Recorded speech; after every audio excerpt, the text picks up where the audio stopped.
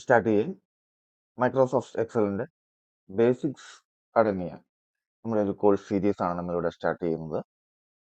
നേരത്തെ പറഞ്ഞതുപോലെ തന്നെ 5 മിനിറ്റിൽ താഴെയുള്ള ഓരോ വീഡിയോകളായിട്ടായിരിക്കും നമ്മൾ ഈ സീരീസ് കൊണ്ടുപോകുന്നത്.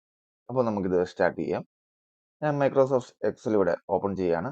ഓഫീസ് 2021 വേർഷനാണ് ഇവിടെ യൂസ് ചെയ്യുന്നത്. നമ്മളിപ്പോഴും 2019, 21 അല്ലെങ്കിൽ ഓഫീസ് 365 ഈ വേർഷനുകൾ നമ്മൾ യൂസ് ചെയ്യാൻ ശ്രമിക്കുക. നമ്മളിപ്പോൾ ഒരു ലാപ്ടോപ്പ് പർച്ചേസ് ചെയ്യുകയാണെങ്കിൽ ഓഫീസ് ഇൻബിൽറ്റ് ആയിട്ടുള്ള ലാപ്ടോപ്പ് പർച്ചേസ് ചെയ്യാൻ ശ്രമിക്കുക. അപ്പോൾ നമുക്ക് ജെനുവിൻ ആയിട്ടുള്ള സോഫ്റ്റ്വെയർ തന്നെ നമുക്ക് ലഭിക്കും. അപ്പോൾ എങ്ങനെയാണ് പർച്ചേസ് ചെയ്യേണ്ടത് MS ഓഫീസ് എന്നൊക്കെ നമ്മളൊരു അടുത്ത വീഡിയോയിൽ നമ്മൾ പറയുന്നതായിരിക്കും. നമ്മളിവിടെ ഒരു ബ്ലാങ്ക് വർക്ക് ബുക്ക് ഓപ്പൺ ചെയ്യുകയാണ്. അപ്പോൾ ഒരു വർക്ക് ബുക്ക് ഓപ്പൺ ചെയ്യുമ്പോൾ അതിൻ്റെ ഡിഫോൾട്ട് ആയിട്ടുള്ള നെയിം നോക്കുക. ഇവിടെ ബുക്ക് 1 എന്ന് പറഞ്ഞുകൊണ്ട് ഏറ്റവും ടോപ്പിൽ വന്നിട്ടുണ്ട്. ബുക്ക് 1 എന്നായിരിക്കും ഏതൊരു എക്സൽ വർക്ക് ഷീറ്റ് അല്ലെങ്കിൽ വർക്ക് ബുക്ക് ഓപ്പൺ ചെയ്യുമ്പോഴും നമുക്ക് അതിൻ്റെ പേര് ലഭ്യമാകുക. ഇനി ഇതിൻ്റെ ഇന്റർഫേസ് തൊട്ട് നമുക്ക് ആദ്യം തന്നെ പരിചയപ്പെട്ടു പോകാം. ഈ ഒരു ഏരിയ ഉണ്ടല്ലോ, ഈ ഒരു ഏരിയയിലാണ് നമ്മൾ വർക്ക് ചെയ്യുന്നത്. നമ്മുടെ വർക്കിംഗ് ഫീൽഡ് ഇതാണ്. ഇവിടെ ഷീറ്റ് 1 കാണിക്കുന്നുണ്ട്. അതായത് നമ്മളിപ്പോൾ നിൽക്കുന്നത് ഷീറ്റ് 1 എന്ന് പറയുന്ന ആക്റ്റീവ് ആയിട്ടുള്ള ഷീറ്റിലാണ്. അപ്പോൾ നമ്മളിവിടെ ബുക്ക് 1 എന്ന പേരെന്ന് പറഞ്ഞു. എന്തുകൊണ്ടാണ് ബുക്ക് 1 എന്ന് പറയുന്നത്?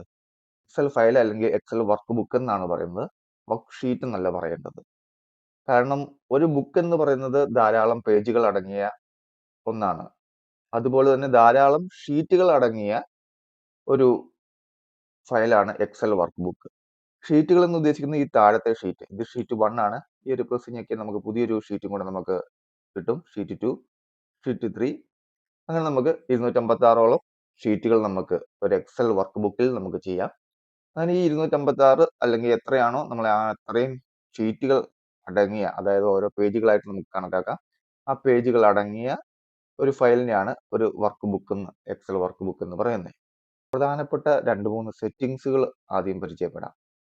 ഇത് ഈ ഫയൽ എന്നുള്ള ഈ ഓപ്ഷനിൽ ക്ലിക്ക് ചെയ്യുക. താഴെ ഒരു ഓപ്ഷൻസ് അവൈലബിൾ ആണ്. ഓപ്ഷനിൽ ക്ലിക്ക് ചെയ്യുക. ആദ്യത്തെ ജനറൽ ആയിട്ടുള്ള ഓപ്ഷൻസ് ആണ് വന്നിരിക്കുന്നത്. ഇനി ഇതിൻ്റെ നോക്കുക. When creating new work books, ഇവിടെ ഇൻക്ലൂഡ് ദിസ് മെനി ഷീറ്റ്സ് എന്നൊരു ഓപ്ഷൻ ഉണ്ട്. ഇവിടെ മിക്കവാറും 3 ആയിരിക്കും ഡിഫോൾട്ട് കിടക്കുക. ഇവിടെ ഞാനിപ്പം 1 ആണ് ആക്കിയിരിക്കുന്നത്. അതായത് ഇവിടെ ഉദ്ദേശിക്കുന്നത് നമ്മളൊരു വർക്ക് ബുക്ക് ഓപ്പൺ ചെയ്യുമ്പോൾ എത്ര ഷീറ്റുകൾ അതിനകത്ത് ഡിഫോൾട്ട് ആയിട്ട് വരണമെന്നാണ്.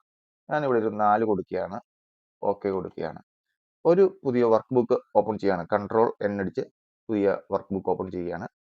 നോക്കുക, ബുക്ക് 2 എന്നതിൻ്റെ പേര് വന്നു. കണ്ടോ, ഷീറ്റ് 4 എണ്ണം ഓട്ടോമാറ്റിക്കായിട്ട് വന്നിട്ടുണ്ട്.